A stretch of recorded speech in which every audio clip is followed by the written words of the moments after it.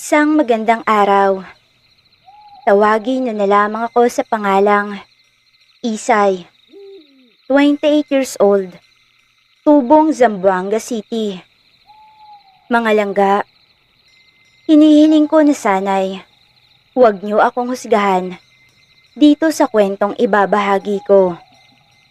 May parte kasi sa kwentong ito na alam kong ikakagalit ng iba mong mga tagapakinig, Miss Aya.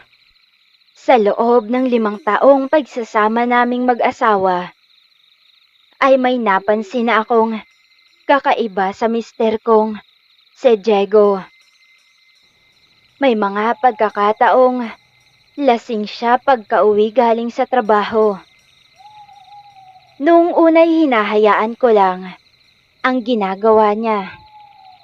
Sa pag-aakalang baka naninibago lang siya sa buhay mag-asawa.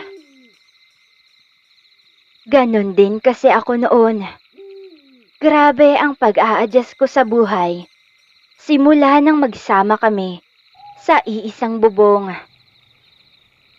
Subalit, habang tumatagal, ay napapansin kong parang panay-panay na ang paglalasing niya. At hindi kalaunan nga, ay natuklasan kong lulong na pala sa sugal ang mister ko.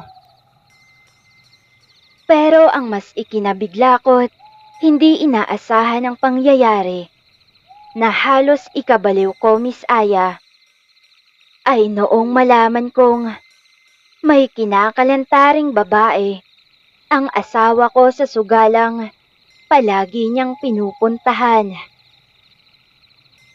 Lugmok na lugmok ako nang malaman ko iyon, Miss Aya. Sa isiping, nagpapakahirap kaming magtrabaho at sabay naming mag-asawang pinangarap na umangat sa buhay. Tapos mauuwi lang sa wala ang lahat. Hindi naman kasi lingid sa ating lahat na ang pagiging adik sa sugal at pagkakaroon ng babaeng kinakalantari ay isa sa mga dahilan kung bakit nagkanda malas-malas ang buhay ng mag-asawa.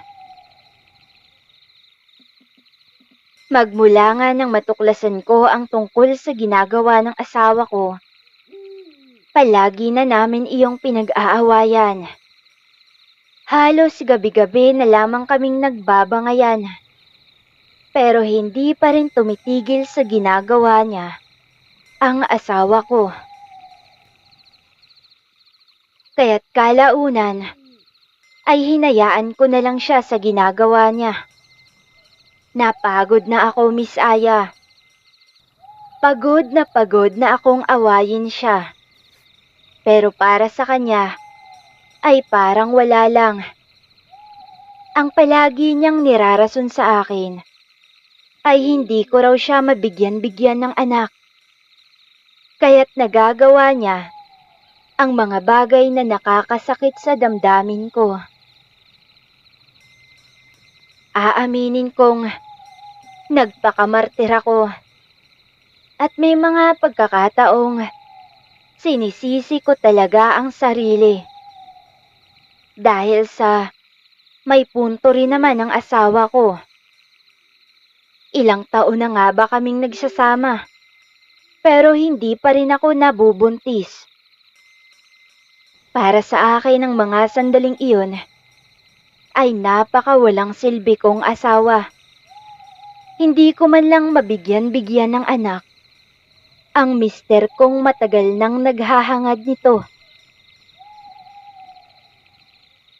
Dahil nga sa isiping iyon, ay pikit matang tinanggap ko na lamang ang ginagawang pambababae ni Diego.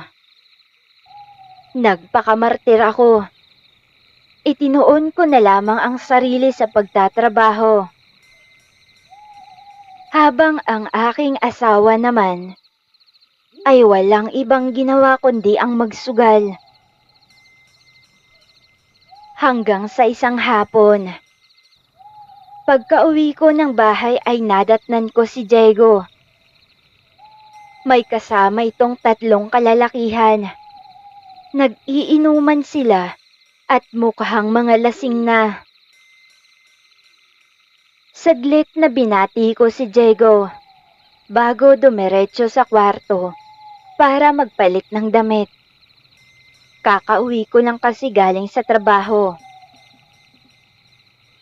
Kahit na nakaramdam ako ng inis sa asawa ko, Miss Aya, dahil sa ginawa niyang pag-iinom sa bahay namin, nang wala man lang pasabit nagdala pa ng mga kainuman na hindi ko alam kung katrabaho niya ba ang mga iyon o kakilala lang sa sugalan.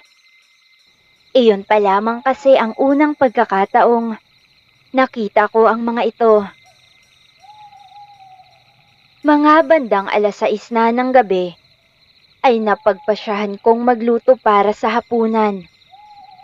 Wala sana akong balak magluto para sa hapunan ng gabing iyon dahil sa inis na nararamdaman ko. Ang kaso nga lang ay nakaramdam ako ng gutom. Kaya wala akong ibang pagpipilian, Miss Aya. Lumabas ako ng silid at nilagpasan sila. Nagtungo ako sa kusina para magluto na. Habang nagluluto, ay narinig kong nag-uusap sila tungkol sa pustahan. Hindi ko alam kung anong klaseng pustahan ba ang pinag-uusapan nila. Basta't narinig ko na lang na nagyayabang na naman ang asawa ko na siyang mas lalo kong ikinainis talaga. Mula sa kusinang pinaglulutuan ko ay tanaw na tanaw ko ang pag-iinuman nila at medyo naririnig ko din ang pinag-uusapan. Makaraan ng ilang minuto ay natapos na din ako sa ginagawa ko. Habang naghahanda na ako ng pagkain para sa hapunan, ay hindi ko maiwasang tignan ang isa sa mga kainuman ni Diego. Gwapo ito, Miss Aya. Matangkad at ang galing niyang pumorma. Tuloy ay hindi ko maiwasang palihim itong pagmasdan mula sa di kalayuan. Hindi ko alam kung nag-iilusyon lang ba ako nang maramdaman kong tila ba napapatingin sa akin ang binatang iyon tuwing hindi ako nakatingin sa kanya. Nga pala, Miss Aya, nang gabing iyon ay nakasuot lamang ako ng sando at maikling short. Nakasanayan ko na kasing ganun ang suot ko tuwing nasa bahay lang. Isa pa, dahil sa wala pa kaming anak ni Diego, kaya't dalagang-dalaga pang tignan ang hubog ng katawan ko. Hay, ano ba tong iniisip ko? Malito, hindi dapat ako mag-isip ng ganto. May asawa na ako at mahal ko si Diego. Sambit ko sa sarili at ipinilig ang ulo para mawala ang kabaliwang pumapasok sa isipan ko tungkol sa binatang kainuman ng asawa ko. Napabuntong hininga na lang ako at binilisan ang ginagawa ko. Matapos kong makapagluto, ay narinig ko ang pagtawag ni Diego. Inutusan ako nitong magdala ng pulutan sa kanila. Naiinis ko namang sinunod ang iniutos nito sa akin at dinalhan sila ng ulam na niluto ko. Nga pala pre, hindi ko nga pala naipakilala sa inyo ang misis kong maganda. Si Isay nga pala, ang magandang asawa ko. Ngingising-ngising pagpapakilala ng asawa ko. Mukhang lasing na ito dahil sa namumula na ang pisngi at wala ng preno ang bibig kung magsalita. Nagulat ako nang biglang hinawakan ng nagngangalang Romel ang kamay ko at marahas na hinatak. Mabilis namang hinawi ng gwapong binata ang kamay ng kainuman niya at agad na inalalayan ako bago pa man ako mawala ng balanse. Teka lang pre, ba't pumapalag tong napanalunan ko sa pustahan? Nakangising wika ni Romel at tinignan ng binatang kainuman nito't sinabihang huwag nang mangialam. Sumimangot ang binata at tila hindi nito nagustuhan ang inasta ng kainuman. Alam mo, paring Randy, mas mainam nang huwag kang mangialam. May pustahan kami ni parang Diego at natalo siya. Ang pustahan ay pustahan. Ika nga, matutong magbayad ng utang kapag natalo sa pustahan para walang gulo. Nakangising saad ni Romel sa binata. Hindi ko maiwasang kilabutan Miss Aya nang makita ko ang malandemonyong pagngisi ng kainuman ni Diego. Tila ba nasisiyahan pa ito sa naging reaksyon ko. Tumayo naman ang binata at nagpaalam. Nalalabas muna siya. Pupunta lang raw muna siya sa tindahan para bumili ng yosi. Magpapahangin muna ako sa labas. Bago makarating sa pintuan ng bahay ang binata, ay saglit niya pa akong nilingon. Kita ko sa mga mata niya ang kakaibang lungkot. Natatakot namang naguguluhan ako kung ano nga ba ang nangyayari. Hindi ko alam kung ano ang pinagsasasabi ng asawa ko at wala akong alam tungkol sa pustahan nila. Diego, ano to? Anong ibig sabihin nito? Anong pustahan ang sinasabi niyo? Naguguluhang tanong ko at hindi ko na napigilan ng sariling magtaas ng boses. Pwede ba, Isay? Manahimik ka na lang. Sumunod na lang sa sasabihin ni Romel. Total, hindi mo naman ako mabigyan-bigyan ng anak. Mas mainam pang matikman ka na lang ng iba para naman may pakinabang ka sa akin. Paasik na sagot niya.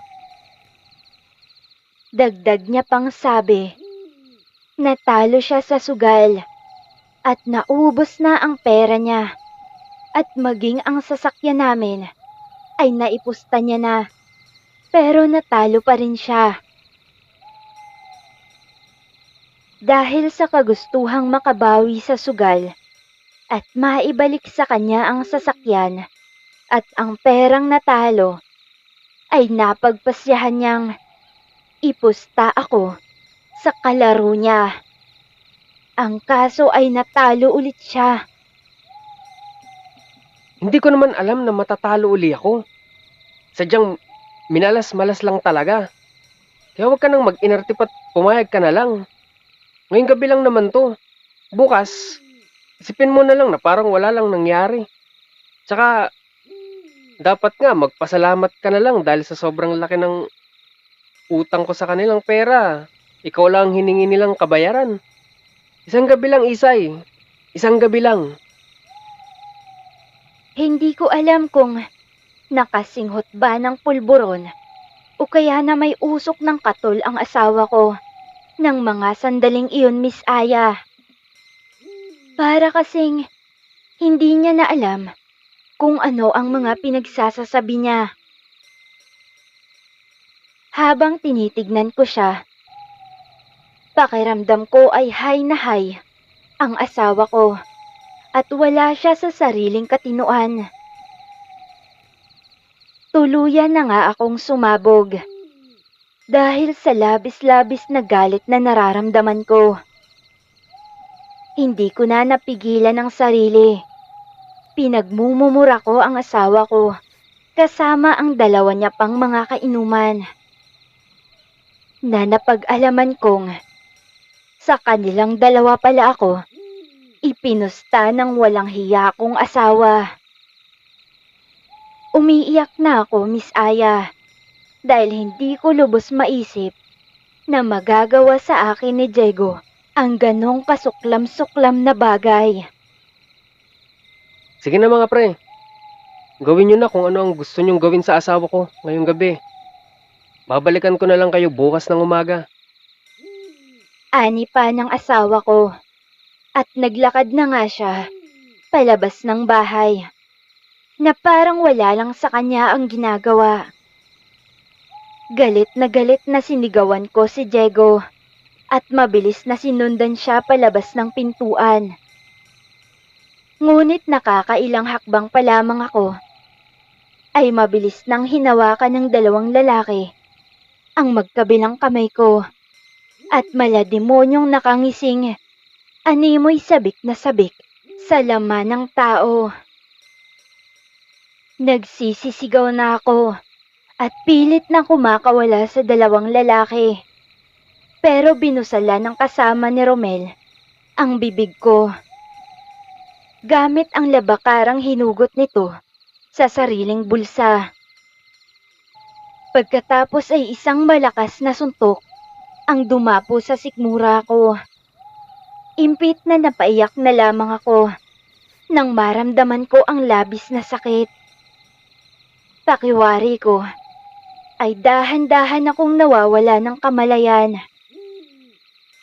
Lalo na noong muli ko na namang maramdaman ang pagtama ng kamao sa iba't ibang parte ng katawan ko.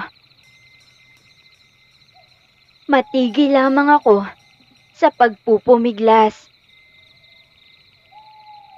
Ganun pa man, ay pilit pa rin akong nanlaban at nagbabaka sakaling makaligtas sa kawalang hiyaang ginagawa ng dalawang lasing. Kahit na nanghihina na ako, ay hindi ako nagpadaig sa takot at pananakit ng dalawa. Hanggang sa tuluyan na nga akong bumagsak sa sahig at hindi na makakilos pa. Pakiramdam ko ay parang panandali ang naparalisa ang buong katawan ko.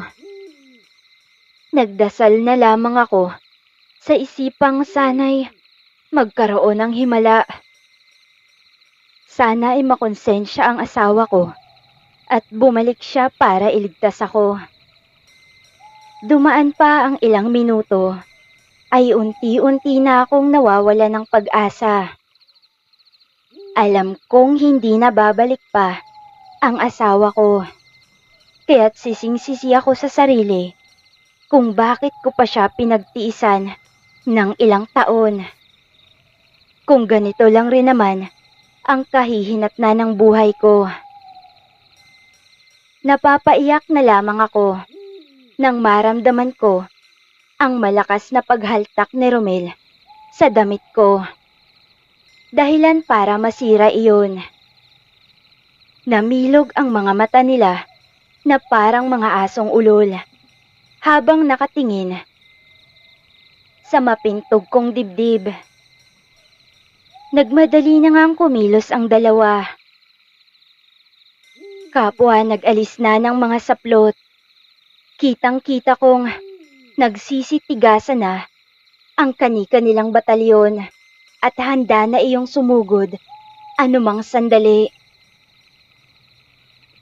Para silang mga hayok na hayok sa laman na pinapaulanan ako ng halik sa buong katawan. Noon ngang dinaganan ako ni Romel at naramdaman ko ang napakatigas niyang batalyong sumayad sa hita ko. Pilit kong iginalaw ang katawan ko para magpumiglas. Pero sa tuwing nagpupumiglas ako, ay sampal at suntok ang natitikman ko. Kasabay ng walang tigil sa paghaling hingang, tawa ng dalawa, na parang mga demonyong nasisiyahang, makitang nahihirapan ang biktima nila. Wala na mga langga. Umabot na ako sa puntong nagmamakaawang patayin na lamang nila ako kesa maranasan ko ang kahindik-hindik na pangyayaring iyon. Ni minsan sa buhay ko ay hindi sumagi sa isipan ko ang pangyayaring ganon. Labis-labis ang pagsisisi ko habang binabalikan ang mga hindi magandang nangyari sa aming mag-asawa. Ang lalaking inakala ko noong magiging sandigan ko sa lahat ng bagay at tagapagligtas ko sa oras ng kapahamakan, ay siyang lalaking maglalagay pala sa akin sa bingit ng kamatayan. Pinikit ko na lamang ang mga mata at tinanggap na lamang kung anuman ang mangyayari sa akin. Hinang-hina na talaga ako ng mga sandaling iyon at hindi ko na kayang lumaban pa. Naramdaman ko rin ang mainit na dugong dumaloy sa labi ko dahil sa malakas na sampal na ginawa ni Romel sa akin noong kagatin ko ang labi niya. Bahala na ang nasa itaas kung saan ako pupulutin pagkatapos ng mga nangyari. Sa pag-aakala kong katapusan ko na ng mga oras na iyon, ay laking pagkakamali ko dahil isang himala ang siyang dumating at sumaklolo sa akin.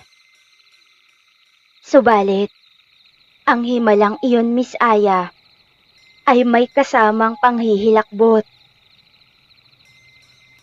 Sa kadahilanang nang makarinig ako ng malakas na paghangos na parang malaking hayop na hinihingal, ay idinilat ko ang mga mata. At doon nga, tumambad sa akin ang nakakakilabot na nilalang.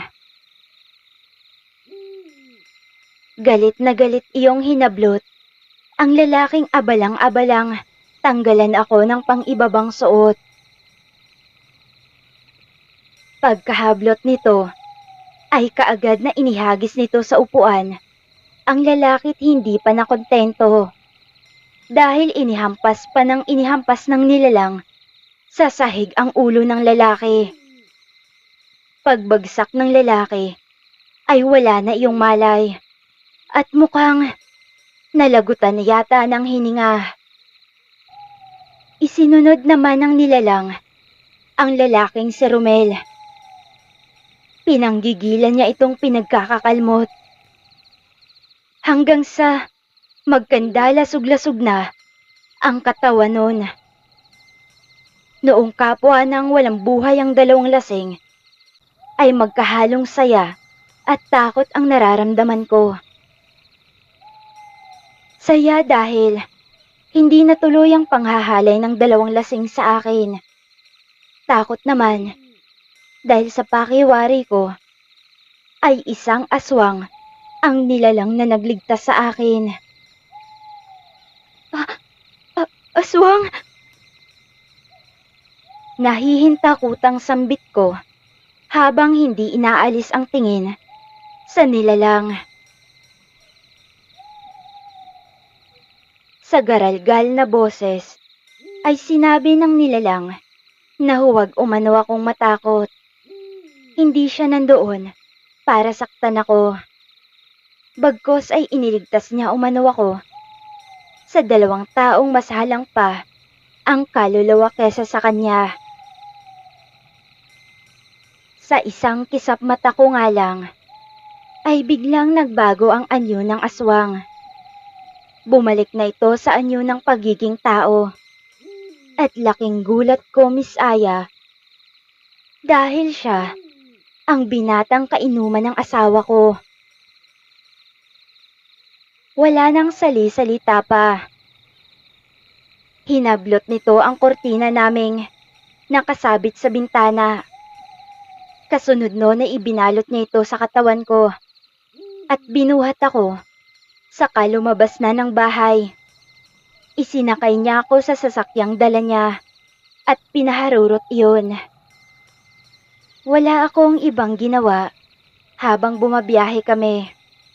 Iyak lamang ako ng iyak at labis ang pagsisising ipinagkatiwala ko ang sarili sa lalaking inakala kong mahal na ako. Dinala ko ng binata sa bahay nito at ginamot ang mga sugat ko. Habang ginagamot, ay marami siyang sinasabi tungkol sa asawa ko. At doon ko lang nalaman ang lahat-lahat ng kalokohan ni Diego. Lingid pala sa kaalaman kong sumisinghot na pala talaga ng pulburon ang walang hiya kong asawa. E binibenta niya na pala ako sa mga kasamahan niyang sumisinghot rin. Kaya pala, ganun na lamang ang mga ikinikilos niya. Labis-labis ang pasasalamat ko kay Randy dahil sa ginawa niyang pagligtas sa akin. Hindi ko alam kung paanong makakabawi sa kanya. Matapos ang pangyayaring iyon, Miss Aya, ay mas lalo pa kaming napalapit ni Randy. Kahit na alam kong may lahi siyang aswang, ay walang dahilan para matakot ako sa kanya. Ika nga ng matatanda, mas matakot ka sa malaanghelang pagmumuka. Dahil sa likod ng mukhang iyon ay may nakatagong malahudas na pag-uugali. Kahit na anong kabutihan ang gawin mo, ay kaya ka pa ring ipagkanulo sa iba. Gaya ng ginawa ng asawa kong si Diego. Pinaglingkuran ko siya simula noong maging mag-asawa kami. Lahat ginawa ko sa pag-aakalang magiging maayos ang buhay ko sa kanya. Pero hindi pala, dahil nagawa niya akong ipambayad sa utang niya.